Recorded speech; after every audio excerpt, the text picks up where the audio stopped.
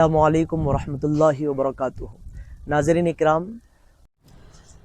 حضرت سیدنا سید شاہ رفیع الدین احمد قادری بغدادی المعروف غریب نواز رحمۃ اللہ علیہ کا شمار ان مشہور بزرگان دین میں سے ہوتا ہے جن کو سب قادریہ کہتے ہیں۔ سب قادریہ وہ بزرگان دین جو صحیح النسب حضرت پیران پیر شیخ عبد القادر جیلانی رضی اللہ تعالی عنہ کی اولاد امجاد میں سے ہیں۔ ویسے تو سارے بزرگان دین شرف والے ہیں، لیکن سب قادریہ کے بزرگان دین کو زیادہ شہرت حاصل ہے۔ حضور غوث پاک رضی اللہ تعالی عنہ وارضاہ عنا کی اولاد میں سب سے پہلے بزرگ جو حیدرآباد شہر کو تشریف لائے وہ ہیں حضرت سیدنا سید رفیع الدین احمد غریب نواز قادری بغدادی رضی اللہ تعالی عنہ۔ اللہ رب العزت کے حکم سے آپ رضی اللہ تعالی عنہ بغداد شریف سے ہجرت فرما کر جو خیر البلاد ہے، آپ نے حیدرآباد شہر کو اپنا مسکن بنایا۔ آپ کے ساتھ آپ کی اہلیہ محترمہ رحمۃ اللہ تعالی علیہ اور آپ کے صاحبزادے حضرت سیدنا عبد الرزاق ثانی رضی اللہ تعالی عنہ اور آپ کے ساتھ 60 آپ کے مریدین بھی ہم رکاب اور ہم سوار تھے۔ جب آپ کی تشریف آوری کی خبر مشہور ہونے لگی تو سلطان عبداللہ قطب شاہ جو والی گولکنڈہ تھا، جب قطب شاہ نے اپنے وزیر خاص اسد خان کو حکم دیا کہ جاؤ دیکھو تو صحیح کہ یہ بزرگ کون ہیں اور ان کا معاملہ کیا ہے۔ تو اسد خان چونکہ حضرت پیران پیر سرکار رضی اللہ عنہ کا خاص عقیدت مند تھا، آپ سے خوب محبت اور عقیدت رکھنے والا تھا، جیسے ہی اس کو معلوم ہوا کہ حضرت قبلہ رحمۃ اللہ علیہ آپ ہی کی اولاد امجاد میں سے ہیں تو فوری آپ کی زیارت کے لیے آیا اور قدم بوسی سے مشرف ہوا اور آپ سے دعائیں لی۔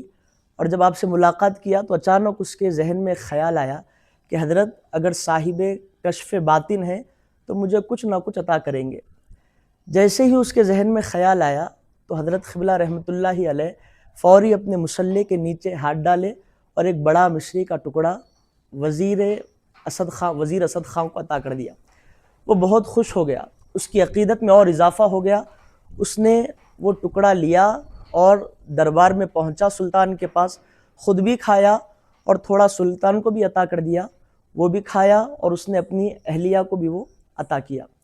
لیکن اس نے آپ کی زیارت کے لیے زیادہ توجہ نہیں کی، اس لیے کہ وہ شیعہ مکتب فکر سے تھا، اسی لیے اس نے آپ کی ملاقات کے لیے زیادہ توجہ نہیں کی۔ لیکن جب آپ کی شہرت اور آپ کے خوارق عادات اور آپ کے تصرفات اور کمالات جب زیادہ بڑھنے لگے تو اس کو جب پتہ چلا کہ حضرت کا معاملہ بڑا ہے تو اس کے اندر آپ سے ملنے کی جستجو بڑھ گئی۔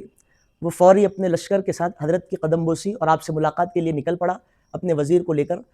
تو بیچ راستے میں اس نے اپنے وزیر سے کہا کہ اگر حضرت صاحب حال ہیں، صاحب کشف و کرامت ہیں اور بڑے بزرگ ہیں تو یقیناً میری بیٹی شفایاب ہو جائے گی۔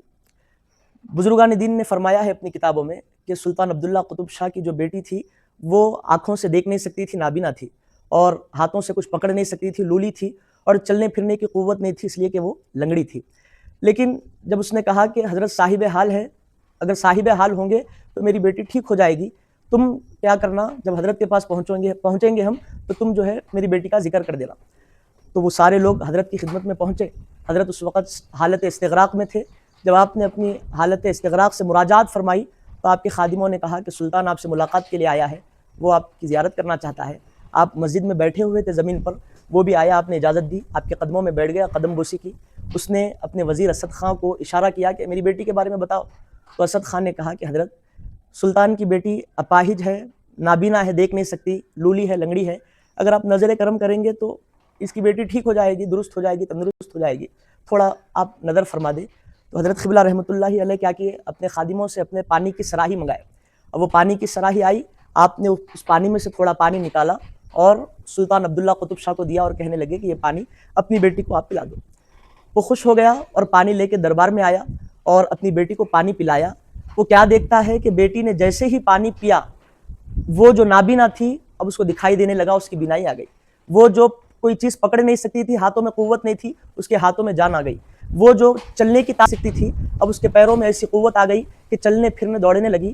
جیسے ہی اس نے معاملہ دیکھا تو اس کی عقیدت اور زیادہ بڑھ گئی حضرت قبلہ رحمۃ اللہ علیہ سے، جبکہ وہ مکتب فکر سے تھا، جبکہ وہ شیعہ مکتب فکر سے تھا، اس کی عقیدت میں اور اضافہ ہو گیا۔